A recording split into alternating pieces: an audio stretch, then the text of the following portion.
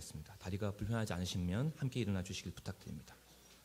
오늘 선포될 말씀 신약성경 고린도전서 1장 18절로부터 25절 말씀입니다. 함께 하나님 말씀 받들어 올리도록 하겠습니다. 십자가의 도가 멸망하는 자들에게는 미련한 것이요 구원을 받는 우리에게는 하나님의 능력이라.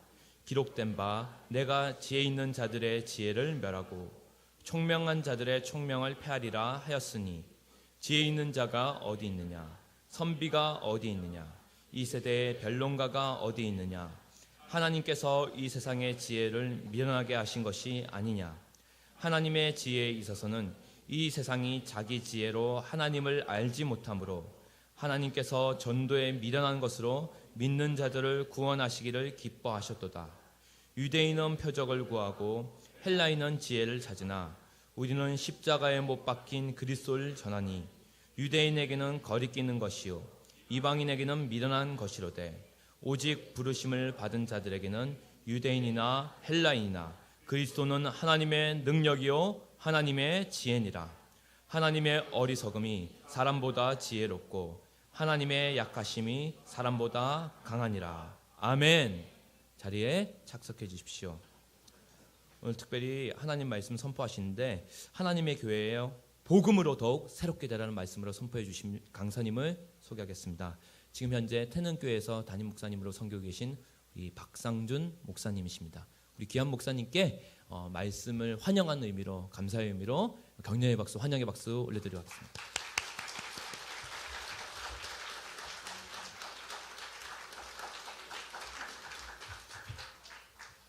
열렬히 환영해 주셔서 감사드립니다. 귀한 교회에 와서 함께 예배드림이 큰 기쁨이 있습니다. 별로예요? 여러분들이 호응을 잘 해주셔야지. 제가 낯선 사람이잖아요. 그래야 제가 담대하게 하나님 말씀을 전할 수 있습니다.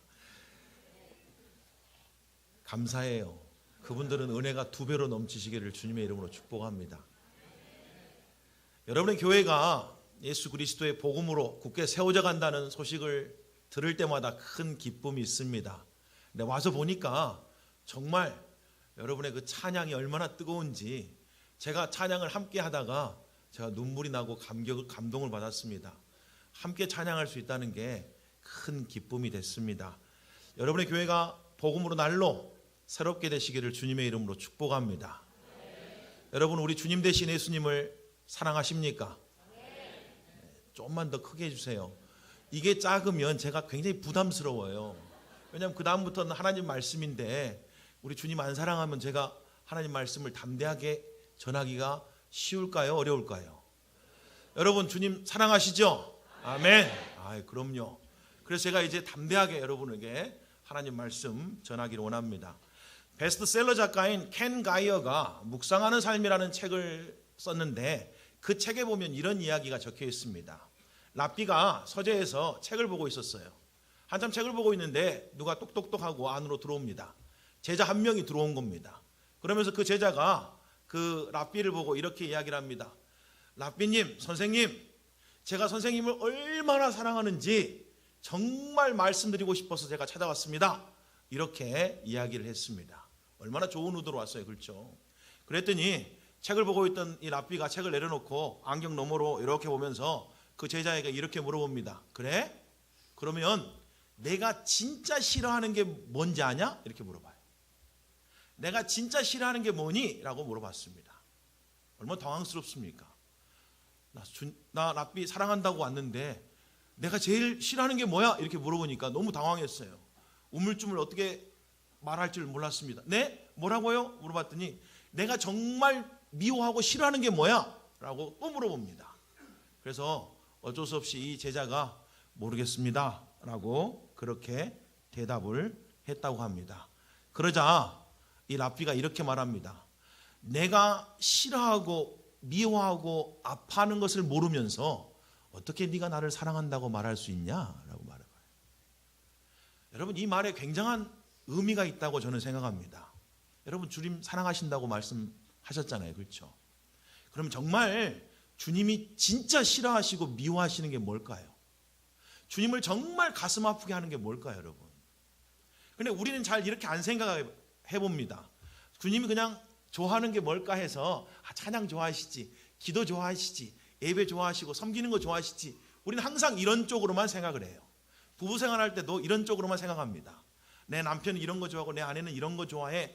이런 쪽으로만 생각해요. 그래서 내가 그 사람이 좋아하는 걸 해주면 내가 다 했다고 생각합니다. 그런데 사랑에는 좋아하는 것만 해주는 게 아니에요. 싫어하는 것도 어떻게 해요? 같이 싫어해 줘야 됩니다.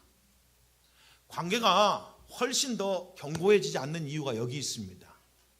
우리가요, 부부관계든 사람 간의 관계든 그 관계 속에서 우리는 항상 좋은 쪽으로만 생각해서 그래 잘해주면 될 거야 이렇게 생각하는데 그 사람이 싫어하는 거를 내가 싫어해 줘야 됩니다. 그래서 대부분의 문제가 어디서 어긋납니까? 너 내가 왜 싫은 걸 너 계속하냐 이거예요. 나 그거 싫어하는데 너 왜 당신 계속해서 그걸 합니까? 그러니까 당신은 나를 뭐예요? 사랑하지 않는 거야 이렇게 말하잖아요. 공감이 잘 안 되세요? 뭐 여러분은 부부관계가 너무 좋으시니까 잘 공감을 안 하실 수도 있다고 생각합니다. 그렇게 믿고 싶어요. 사실은 하나님과의 관계 속에서 우리가 그럴 수 있다는 이야기예요. 우리가 하나님에 대해서 사랑한다 말하면서 우리가 항상 이런 경건의 훈련들에 대한 것에 훨씬 더 초점을 맞추고 삽니다. 근데 진짜 예수님을 가슴 아프게 하는 건 뭘까요? 여러분, 이것을 할 때 죄를 이깁니다. 이것을 할 때요, 능력이 나타납니다. 우리 주님이 진짜 가슴 아픈 하는 건 뭘까요? 하나님이 최고의 선물이라고 줬는데 그 선물의 가치를 알아보지 못하고 그것을 누리지 못하고 살 때 하나님이 제일 가슴 아프지 않을까요, 여러분? 여러분, 복음이라고 하는 어마어마한 선물을 우리에게 허락해 주셨잖아요. 예수의 핏값으로 사셨다, 우리 이렇게 얘기합니다. 예수의 목숨값으로 주신 복음이다라고 말해요. 어마어마한 복음인데 이 복음이 얼마나 가치 있고 얼마나 귀하고 얼마나 풍성한지를 누리지 못하고 그래서 감사가 없고 하나님께 영광을 돌리지 못하는 삶을 산다면 우리 주님 얼마나 가슴이 아프겠냐라는 이야기입니다. 여러분, 오늘 본문을 한번 볼까요? 오늘 본문은 고린도 교회에 보내는 사도 바울의 서신서입니다. 여러분 다 알고 계실 겁니다. 그런데 고린도 교회가 어떤 교회예요? 고린도 교회는요, 부족함이 없는 교회였습니다. 대단한 교회 아니에요? 1장 앞에 부분을 보면 모든 은사에 부족함이 없는 교회였다라고 말합니다. 대단한 교회였어요. 게다가 고린도 교회를 거쳐간 목사님들이 대단한 사람들이었습니다. 사도 바울부터 해가지고 뭐 아볼로부터 해가지고 뭐 베드로부터 해가지고 어마어마한 사람들이 지나갔어요. 그 얼마나 어마어마한 교회예요. 근데 그 안에 뭐가 있었답니까? 시기와 다툼이 있었답니다. 분쟁이 있고 분당이 있었다는 거예요. 사랑으로 하나 되지 못했다고 말합니다. 자, 그런 교회의 소식을 듣고 고린도 교회에 편지를 보낸 내용이 오늘 본문의 내용이죠. 고린도는 항구도시고 국제도시였습니다. 여러분, 항구도시 특성상 항구도시로 뭐가 몰려올까요? 돈이 몰려옵니다. 돈이 와야지 이제 매매를 하니까요. 그렇죠? 돈이 엄청나게 많은 도시인 거죠. 물질적으로 풍부한 그런 부요한 그런 도시였습니다. 게다가 항구도시다 보니까 전 세계 사람들이 왔다 갔다 하다 보니까 문화가 개방적이었어요. 종교는 당연히 다원적이었고 도덕적으로는 문란했죠.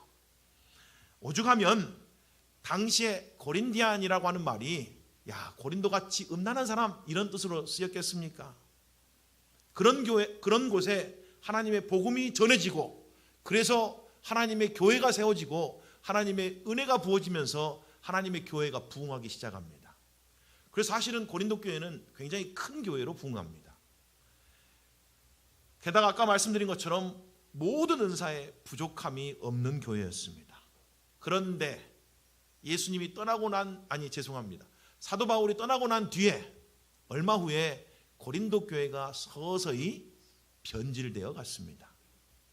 자, 왜 고린도 교회가 변질되어 갔을까요? 왜요? 나중에 고린도서를 쭉 읽어보면 아시겠지만 고린도 안에 정말 말도 안 되는 사건들이 많이 일어납니다. 밥을 먹는데 식사 시간에 자기들끼리끼리 먹는 거예요. 세상에나. 우리는 그렇지 않잖아요. 우리는 적어도 정말 처음 오신 분들하고 그분들 막 모아놓고 그분들하고 관심 갖고 그분들하고 밥 먹으려고 하지, 우리는 가능하면 끼리끼리 안 먹으려고 그러잖아요. 근데 이분들은 막 끼리끼리 먹으려고 하고, 가난한 사람들, 연약한 사람들은 관심도 없고 도덕적으로 윤리적으로 타락해가지고 세상에 입에 담기도 어려운 사건들이 교회 안에 있었습니다. 그런데도 교회는 징계하지 않고 뭐라 그래요? 사랑으로 덮어야지요. 그럼 돼요. 교회가 사랑해야지. 다 덮어야 되는 거 아니겠어요? 이러면서 세상에 지극히 인간적인 그런 발상 가운데 그냥 다 덮어버렸어요. 그렇죠? 게다가 어떤 사람들은 자기의 동료 그리스도인을 법정으로 끌고 가려고 했습니다. 재판을 밖에서 하려고 했다는 이야기죠. 또 어떻게 해요? 양심이 강한 사람이 있고 약한 사람이 있잖아요. 믿음이 강한 사람이 있고 약한 사람이 있잖아요. 근데 고린도전서 뒤에를 보면 믿음이 강한 사람들, 양심이 강한 사람들은 제사에 올라가는 고기를 아무 거리낌 없이 먹었습니다. 그래서 안 먹는 사람들을 막 우습게 여겨요. 니들은 그런 것도 못하고, 니들은 진짜 믿음 없다 야 이러고, 또 그걸 못 먹는 사람은 야 그거 어떻게 먹을 수 있어요? 어우 쟨 틀렸어 뭐 이러면서 서로 비난하고 정죄하고, 그런 사건들이 교회 안에 있었다라는 이야기인 거죠. 겸손과 다른 사람에 대한 배려가 사라졌습니다. 왜 이렇게 됐을까요, 여러분? 왜 이런 모습 전체가 어떤 모습이에요? 사실은 세상적인 모습이잖아요. 그렇죠? 세상의 물질적이고 음란하고 악한 세상에서 그들이 하나님의 복음으로 구원받았습니다. 그리고 새 생명 가운데 변화된 삶을 살았어요. 그런데 얼마 뒤에 어땠다는 이야기예요? 다시 옛삶으로 돌아갔다, 이런 이야기입니다. 옛삶으로 돌아갔다는 이야기예요. 고린도 교회 성도들이요, 제발 여러분 너무 막 심각하게 저를 째려보지 마세요. 여러분들에게 하는 이야기가 아니에요. 제가 지금 여러분들에게 지금 여러분들이 그랬다고 하는 게 아니잖아요. 마치 나한테 왜 그래 막 이런 표정으로 하고 있으면 제가 얼마나 부담스럽겠어요. 고린도 교회가 그랬다니까요. 여러분은 안 그러죠. 고린도 교회가 그랬다고. 세상에 어마어마한 하나님의 은혜를 받는 교회가 그랬다, 이런 이야기입니다. 세상으로 돌아갔다, 이걸 다른 말로 말하면 복음을 놓쳤다는 이야기입니다. 복음이 변질되어 갔다라고 하는 그런 이야기인 거죠. 이게 가장 중요한 이유입니다. 그래서 사실은요, 고린도전서 1장에서 사도 바울이 계속해서 외치고 있는 것, 그리고 오늘 우리가 본문에서 봤던 이야기의 핵심이 뭡니까? 복음이 하나님의 지혜요, 하나님의 능력입니다, 이 이야기를 하고 있잖아요. 그러니 뭐라고요? 다시 복음 앞에 돌아오세요. 다시 복음 앞에 서십시오. 다시 복음으로 새로워지기 원합니다 라고 그런 이야기를 지금 하고 있는 거예요. 복음이 뭡니까, 여러분? 오늘 본문에 보면 복음이 23절에 보면 십자가에 못 박힌 그리스도라고 표현됩니다.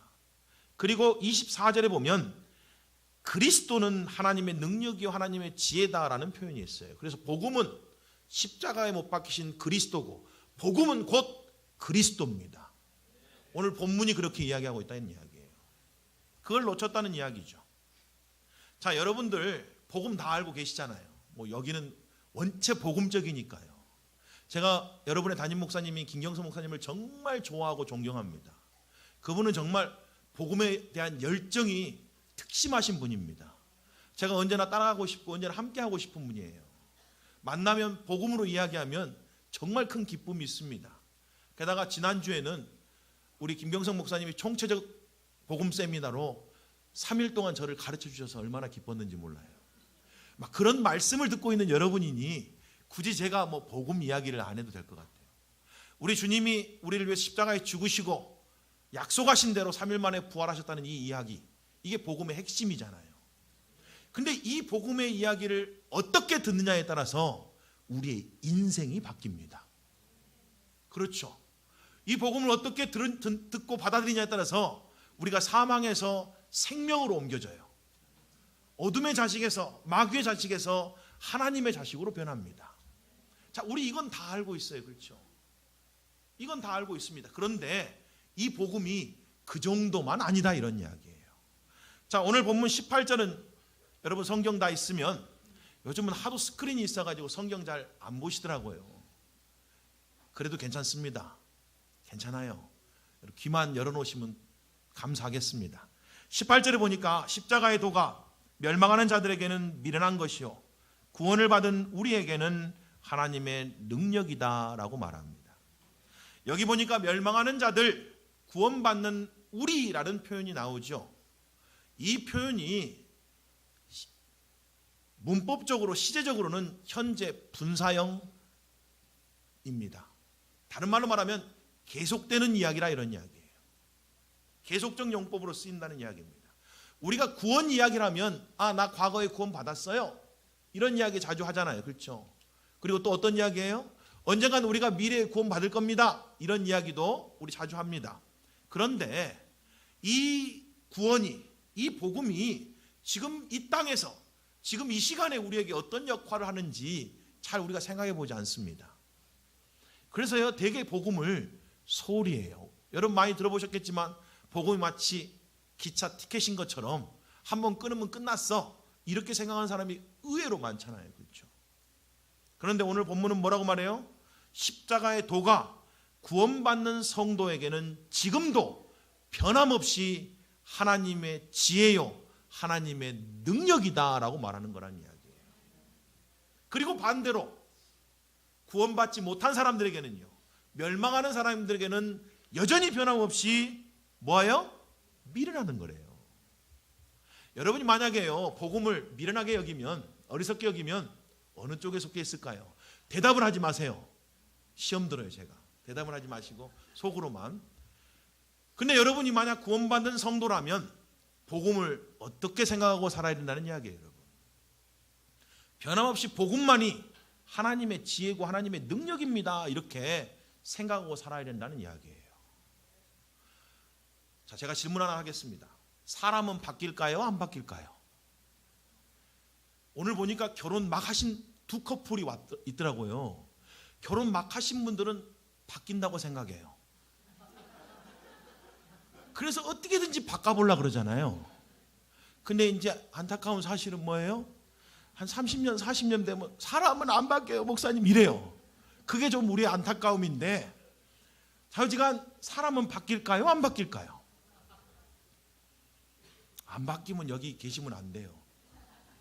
안 바뀌면 성경 끼고 교회 오시면 안 됩니다.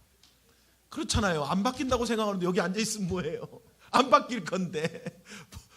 말씀 들으면 뭐합니까? 안 바뀔 건데. 사람은 바뀌죠. 그렇죠. 근데 뭐가 사람을 바꿀 수 있을까요? 뭐가 바꿀 수 있을까요? 너무 막 정답을 막 말씀하시면 제가 그 다음에 할 이야기가 없잖아요. 요럴 때는 가만히 계셔야 돼요. 그렇죠. 요럴 때는 가만히 계셔야 된다고요. 자, 어떤 사람들은요, 이렇게 생각해요. 야, 정말로 수십 년 동안 내가 기도했는데 안 바뀌어. 왜 안 바뀔까? 하나님, 좀 큰 병이나 한번 허락하셔서 죽을 병 걸렸다 살아나면 바뀌지 않을까요? 이런 생각 해보신 분이 간혹 있어요. 저놈 다리 한 몽둥이 좀 부러뜨려서라도 하나님, 그러면 좀 바뀔 것 같은 거예요. 뭔가 좀 기적을 경험하고 어마어마한 사건을 경험하면 바뀔 것 같은 그런 생각 해보신 적 있죠? 아니면 좀 더 좋은 쪽으로, 하늘에서 막 돈별 한번 내려주세요. 그럼 바뀌지 않을까요? 기도하고 있는 기도 제목 막 응답해 주세요. 어마어마한 기도 제목 응답해 주세요. 그러면 하나님 바뀌지 않을까요? 사실은요, 우리 마음 깊은 곳에 그런 마음이 다 있습니다. 여러분, 기도하시면서 속으로 다 그러잖아요. 자식들도 자식을 놓고 기도하면서도 저놈이 예수 믿어야 되는데 예수를 안 믿는 거예요. 그럼 어떻게 해요? 다리 몽둥이를 풀어서 이렇게 기도하면 얼마나 경건하겠어요. 근데 우리는 그렇게 기도 안 해요. 자주가 하는 일 모든 건 잘 돼서 하나님이 해줬다고 생각하고 구원받게 해달라고 우리 이런 쪽으로 기도하죠. 자주가 뭐가 됐든지 자주가 하나님이 좀 기적과 이적을 좀 행하셔서 우리의 기도에 좀 응답하셔서 정말 하나님 살아계심을 좀 보여주셔서 저 사람들이 좀 변했으면 좋겠다라는 마음이 사실 솔직히 우리에게 있다 이런 이야기예요. 아니면 하나님이 정말 빛을 좀 콱 비춰주셔서 큰 깨달음, 큰 교훈을 좀 얻어서 마음이 좀 바뀌게 해주세요. 우리 이렇게 기도할 때가 있잖아요. 그런 거 있으면 바뀔 텐데. 그래서 사실은 믿는 사람들 중에도 그러잖아요. 주님 한 번만 만나면 내가 바뀔 텐데. 와우. 주님이 막 살아계신 걸 막 눈으로 보기만 하면 내가 바뀔 텐데. 이런 마음 있는 분 있다고요, 여러분. 이때니까요. 이때는 고개를 좀 까딱까딱 해주세요. 첫날이니까 이해를 합니다. 언젠 다시 올지 모르겠지만 오늘이니까 이해를 하겠어요, 제가. 네.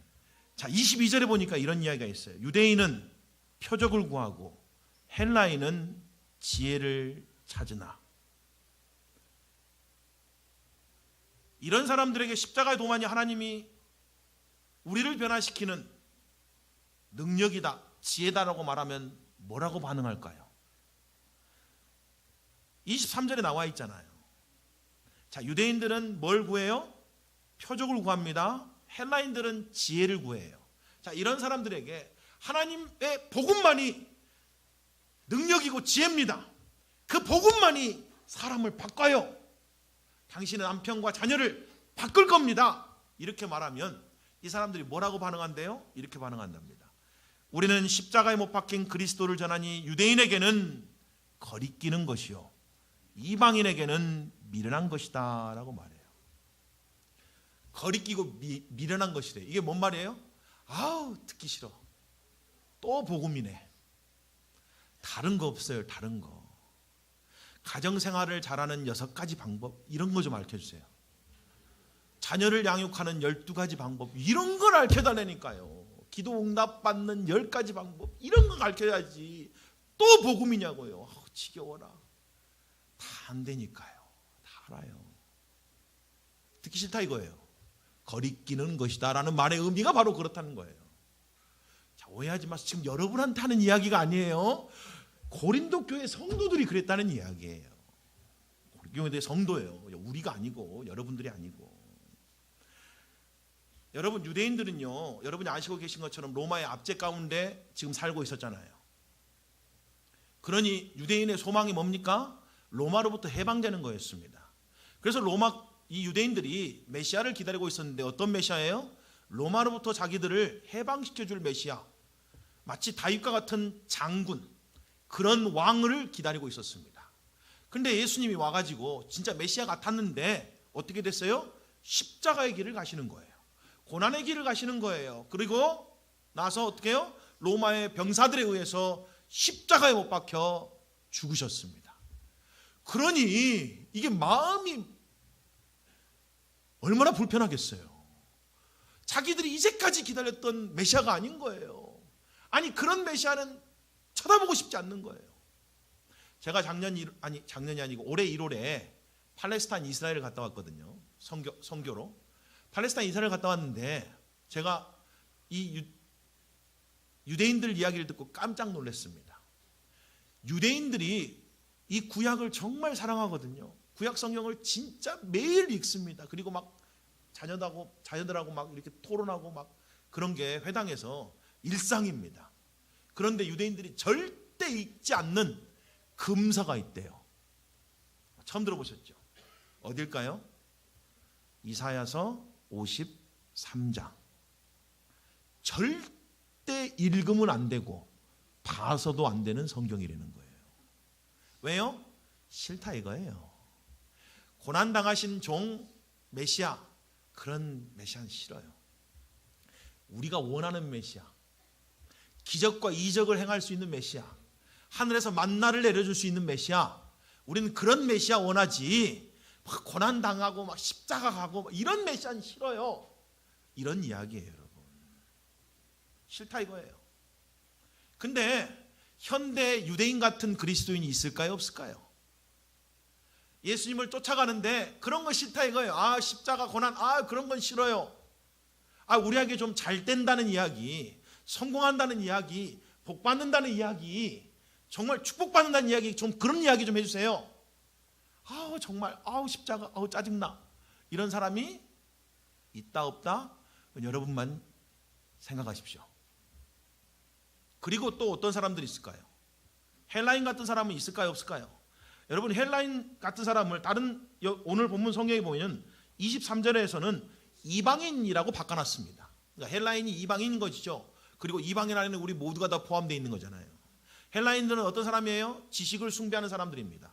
논리적이고 이성적이고 합리적인 사람들인 거죠. 지적인 사람들이었다고요. 그래서 이건 도저히 이해가 안 되는 이야기예요. 아니, 어떻게 죽어야지 승리해? 아니, 어떻게 죽어야지 높아지지? 이건 도저히 머리로 이해가 안 되는 거예요. 아니, 어떻게 나만 죽으라 그래? 왜 나만 손해보라 그러네? 이건 말도 안 돼. 난 손해 안 볼 거야. 그러니 미련하게 들렸다, 이런 이야기예요. 자, 19절부터 20절에 보니까 이런 이야기가 적혀 있습니다. 기록된 바 내가 지혜 있는 자들의 지혜를 멸하고 총명한 자들의 총명을 폐하리라 하였으니 지혜 있는 자가 어디 있느냐, 선비가 어디 있느냐, 이 세대의 변론가가 어디 있느냐, 하나님께서 이 세상의 지혜를 미련하게 하신 것이 아니냐라고 말합니다. 하나님이요, 세상의 지혜를 미련하게 만드셨습니다. 그래서 세상 지혜로 사람이 본질적으로 안 바뀝니다. 안 바뀌어요. 여러분, 죽었다 살아나는 사람 봐도 안 바뀐대요. 그런 경험 없어요? 저는 이제 목사기 때문에 정말 어려운 분들이 어려움을 겪었을 때는 저를 찾잖아요. 기도해 달라고. 특히 뭐 암에 걸렸었던 분들 찾잖아요. 기도해 주세요, 목사님. 정말 낫기를 원합니다. 제가 낫기만 하면 정말 주님 잘 사랑하고 정말 주님을 위해 잘 살기를 원합니다. 뭐 이러면서 얼마나 간절히 기도해 줘요, 그런 분들. 근데 그때의 마음은 진실했을 거예요. 근데 희한하게 낫고 나면 안 보이더라고요. 여러분, 새벽기도 우리 하잖아요. 정말 문제, 어려움이 있을 때는 새벽기도를 그렇게 열심히 와요. 간절히 눈물을 흘리면서 주여 도와주세요. 얼마나 그 절절한지. 보고 있는 사람도 정말 간절히 기도가 되는 그런 기도를 하고 가시는 분들이 많더라고요. 근데 희한하게 응답받고 나면 감사한다고 기도하러 온 사람은 별로 없더라고요. 이상하지 않아요, 여러분? 이상하잖아요. 우리가 대체 예수님을 뭘로 이용해 먹는 걸까요? 오늘 우리 찬양에도 있던데 우리가 대체 예수님을 어떻게 여기고 있냐, 이런 이야기예요. 이 사람들이 그랬다는 거예요. 안 바뀌어요. 다른 걸로 바꿀 수가 없다는 이야기입니다. 여러분, 세상 사람들은 뭘 위해 사신지 아십니까? 그게 성경에 다 나와 있어요. 아담 이후로 온 인류는 뭘 위해 살까요, 대체? 무엇을 위해 살까요?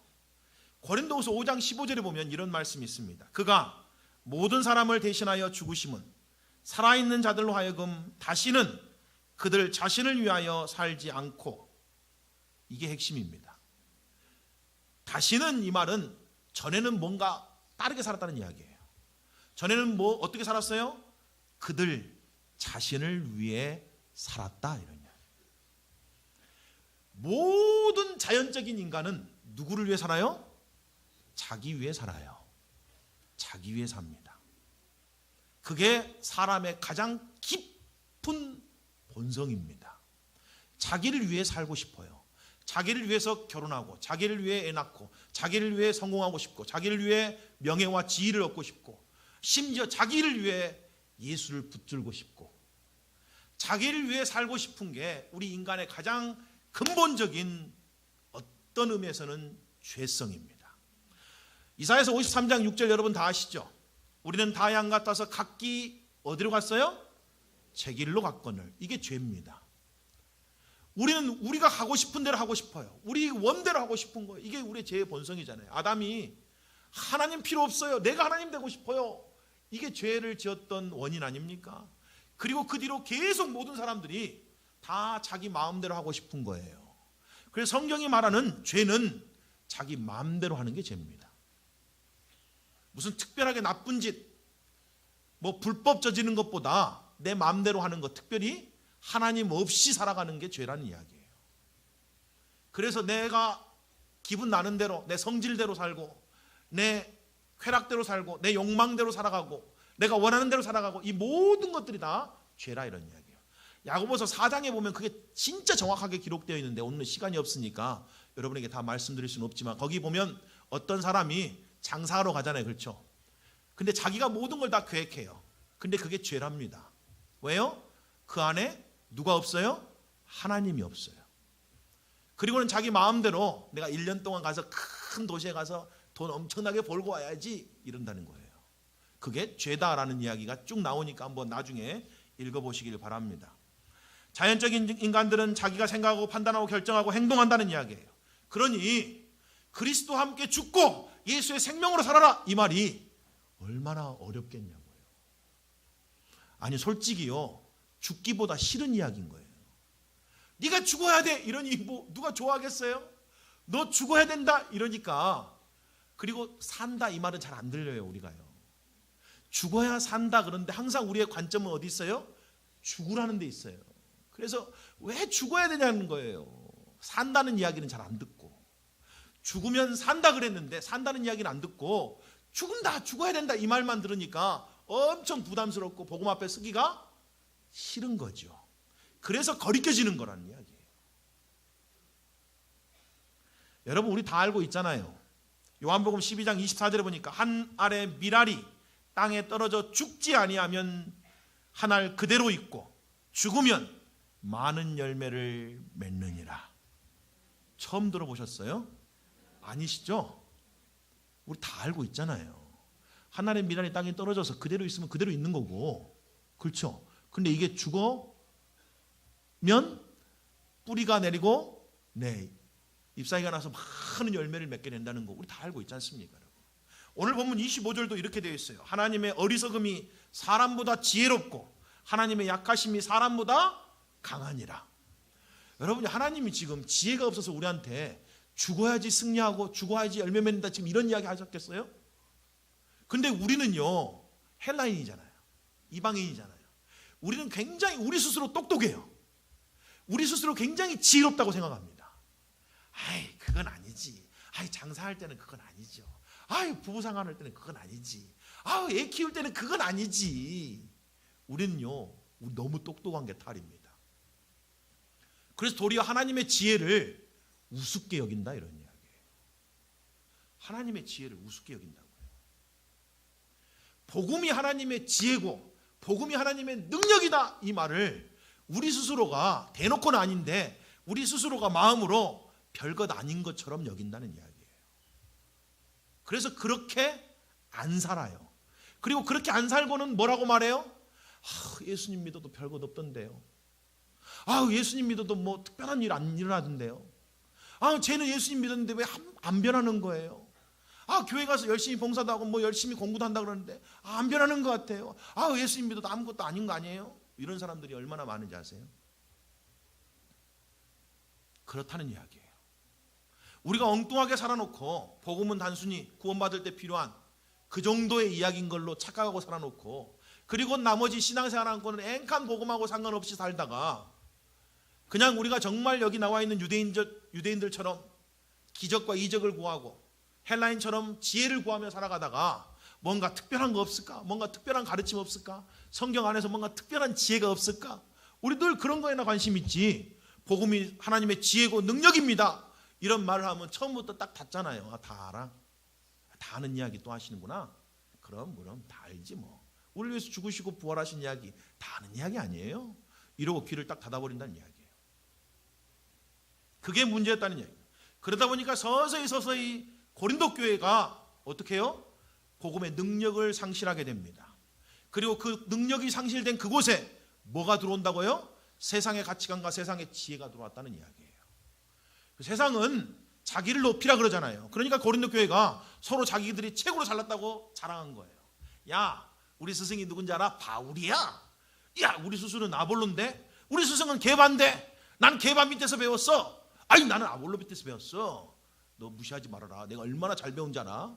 이러면 서로 자기들이 잘났다 그랬다는 얘기예요. 그리고 다른 사람들을 깔보고 무시했습니다. 복음이 사라진 거예요. 여러분, 복음의 핵심이 뭡니까? 키워드가 뭐예요? 하나님이 우리를 이처럼 뭐 한다고요? 사랑하시는 거라고요. 그게 복음의 핵심입니다. 이처럼 사랑하라는 게 복음이에요. 그래서 이처럼 사랑받는 사람들은 가정에 가서 이처럼 사랑해야 되고, 직장에 가서 이처럼 사랑해야 되고, 당연히 교회 가서는 이처럼 사랑해야 된다고요. 근데 이처럼이 뭐예요? 자기의 생명을 주기까지예요. 그렇지 않아요, 여러분? 아니, 부부관계를 하다 보면, 저도 그렇지만 부부관계 하다 보면 어떻게 문제가 없을 수 있어요. 짜증나는 일도 있고 속이 뒤집힐 때도 있잖아요. 있어요. 이때니까요. 없으면 반드시 있을 겁니다. 있다고요. 그러면 그때 우리 주님 말씀하시잖아요. 야, 남편들아, 아내를 위해서 그리스도가 교회를 위해 자기의 생명을 내어준 것 같이 내어줘라. 그럼 한번 곰곰이 생각해 보라고요. 아니, 내 생명도 내어줘야 되는데 요 알랑한 자존심, 요 알랑한 이 성질 하나 못 내려놔서 되겠냐, 이런 이야기예요. 그렇죠? 제발 아내들은 아멘 좀 해주세요. 네, 아내들은 아멘 해주세요. 왜냐면 이거 아내들을 남편한테 한 이야기니까. 또 아내들은 어떻게 해요? 교회가 그리스도를 복종한 것 같이 어떻게 하라고요? 복종하라고요. 이게 복음의 이야기입니다, 사실은. 복음이 이처럼 우리를 사랑하신 이야기잖아요. 그런 이 복음을 깨닫는 사람들은 이처럼 사랑하는 삶을 사는 게 마땅하다, 이런 이야기입니다. 근데 그러지 않으니까 복음을 끊임없이 생각하지 않고, 이 복음이 뭐지? 복음이 어떤 거지? 이걸 날마다 매일매일 묵상하고 붙들지 않으니까 엉뚱하게 산다는 이야기예요. 문제가 생기면 다른 걸 찾아요. 다른 걸 구해요. 세상에 지혜를 구하고 이적과 표적을 구한다고요. 기도 응답 구하고, 그렇죠? 누군가 뭐 방법 없을까? 이거 쫓아간다는 이야기예요. 근데 성경은 뭐라고 말합니까? 그리스도의 이 복음, 이 십자가의 복음만이 하나님의 지혜고 하나님의 능력이다라고 말해요. 유기성 목사님이 쓴 주 안에서 사람은 바뀐다라고 하는 책이 있습니다. 그 책에 보면 이런 이야기가 나와요. 어떤 자매가 정말 결혼을 하고 행복한 삶을 살았어요. 근데 4년 정도 이렇게 지나가니까, 사실 해보신 분들은 다 알잖아요. 부부끼리 싸우는 게 칼로 물베기라 그러지만 싸우다 보면 서서히 신뢰감에 금이 갑니다. 그리고 서서히 마음이 불편해지기 시작해요. 이 자매도 그랬던 것 같아요. 서서히 남편에 대한 신뢰가 깨지고 더 의심스럽고 부부관계가 너무 고통스러운 거예요.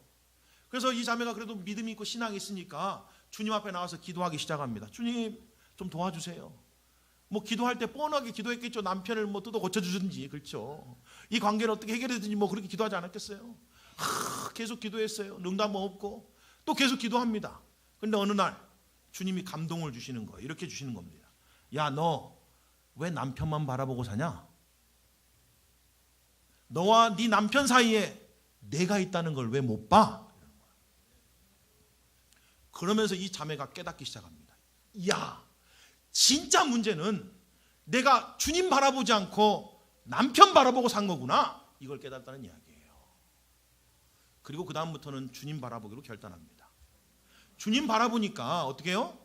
주님이 주신 능력이 흘러가잖아요. 그래서 말과 행동이 바뀌더라, 이런 이야기예요. 말과 행동이 바뀌니까 남편도 알아보는 거예요. 오야, 내 아내가 바뀌었네. 왜 바뀌었지? 그러면서 자기도 믿음 안에 들어왔다라는 간증이 적혀 있습니다. 이게 진짜 아니에요, 그렇죠? 얼마 전에 저희 교회에 한 자매가 저한테 그런 간증을 하더라고요. 목사님, 죽어야 산다는 게 뭔지 인지 알았어요. 와, 죽어야 사니까 저희 가정이 회복되더라고요. 이렇게 이야기하더라고요. 그렇죠. 죽어야 산다니까요. 근데 오해하지 마세요. 또 죽어야 산다 그러면 어떤 사람들은 감정을 죽여야 돼. 그럼 감정, 성질을 죽여야 돼. 막 성질 죽여야 된다고 막 허벅지 막 찌르고 막 그러다가 암 걸려서 죽잖아요. 여러분, 죽으라는 이야기가 성질 죽이라는 이야기가 아니에요. 너 감정 죽이고 살아, 이런 이야기가 아니에요. 내 생각, 내 계획, 내 방법 내려놓고 주의 방법으로 살아라, 이런 이야기입니다. 내 능력으로 살지 말고, 죽으라는 이야기는 내 능력으로 살지 말고 네 노력으로, 네 공로로, 네 힘으로 살려고 하지 말고 예수의 생명으로, 예수의 능력으로, 예수의 권능으로 살아라, 이런 이야기입니다. 그게 죽어야 산다는 말의 의미인 거예요. 그래야지 기쁜 거잖아요. 그래야지 즐거운 거잖아요. 그렇죠? 그런 삶을 살라고 하는 그런 이야기입니다, 여러분. 오늘 본문에 보니까 21절에 하나님의 지혜에 있어서는 이 세상이 자기 지혜로 하나님을 알지 못하므로 하나님께서 전도에 미련한 것으로 믿는 자들을 구원하시기를 기뻐하셨다라고 말합니다. 전도조차도 뭘로 해요? 미련한 것이 뭐예요? 여기서 복음이라는 거예요. 복음으로 된다는 거예요. 여러분, 그래서 전도는 진짜 지혜롭고 똑똑한 사람이 하는 게 아닙니다. 어떤 의미에서는요, 어리버리하고 더듬거리는 사람이 전도예요. 제가 아까 팔레스타인 이스라엘 갔다 왔다 그랬잖아요. 놀러 간 게 아니고 전도여행 갔다 온 건데, 팔레스타인 지역에 가서 아랍어를 쓰는 거니까 팔레스타인 지역에 가서 아랍어를 한 2, 3일 배웠어요.